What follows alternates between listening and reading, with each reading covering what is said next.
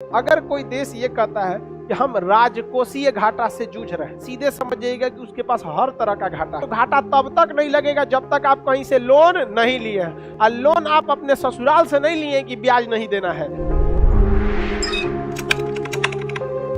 सारे घाटाओं का बाप राजकोषीय भारत किस घाटे से जूझ रहा है? सारे घाटाओं से जूझ रहा है। समझा क्या?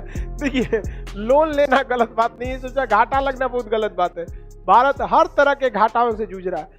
अगर कोई देश ये कहता है कि हम राजकोषीय घाटा से जूझ रहे हैं, सीधे समझ जाइएगा कि उसके पास हर तरह का घाटा है। क्योंकि राजकोषीय घाटा लिया है मतलब उसके पास सार्वजनिक घाटा अवेलेबल है, और सार्वजनिक घाटा अवेलेबल है तो पूंजीगत और राजस्व दोनों घाटा अवेलेबल है। और राजस्व घाटा तब तक नहीं लगेगा जब तक आप कहीं से लोन नहीं लिए हैं, और लोन आप अपने ससुराल से नहीं लिए कि ब्याज नहीं देना है। वो ब्याज देना है तो प्राथमिक घाटा भी है ही है। ससुराल से लोन लेने पे ब्याज नहीं लगता है।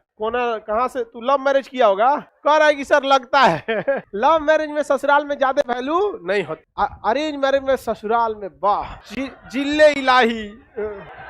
और दामाद की इज्जत केवल तब तक जब तक वो फूफा नहीं बना है। समझ गया कि नहीं? फूफा बनने के बाद फूफा आए हैं, समझ गया कि नहीं? किसी कोई दिक्कत? अब फूफा भी भाई कब बनेंगे? जब वहाँ कोई दूसरा दामाद बन जाएगा तब। धीरे धीरे एक एज के बाद ही आदमी क्या होता है। अभी आप लोग क्या बनेंगे? दामाद डायरेक्ट फूफा बनेगा रे।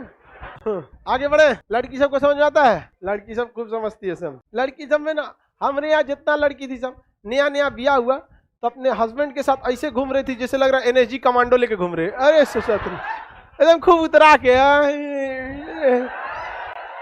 समझा गया कि नहीं? आ गया। इसके बाद एक आता है आपका मौद्रिक घाटा। सुनिए ध्यान से, ये घाटा हमेशा नहीं लगता है। कभी कभी हमारे प्रधानमंत्री का मूड करता है तो ये घाटा लगवा दिया जाता। नोट जब जब बदलेंगे तो नए नोट के छपाई का खर्चा आपको खुद उठाना पड़ेगा। अब पुराने नोट को जलाने का खर्चा खुद उठाना पड़ेगा, कलेक्ट करने का।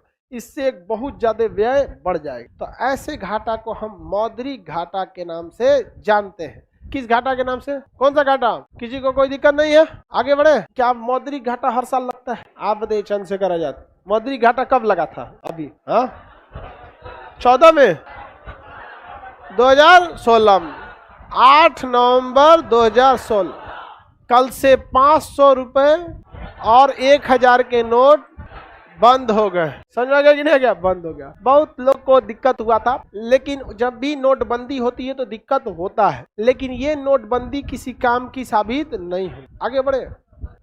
सबका घाटा अलग होता है। केंद्र सरकार का घाटा अलग, राज्य सरकार का घाटा अलग। राज्य सरकार, केंद्र सरकार आपकी कोई जिम्मेदारी नहीं लेगी। आपको टैक्स का कितना % लौटा देती है? 42। अब आप निपटते रहिए।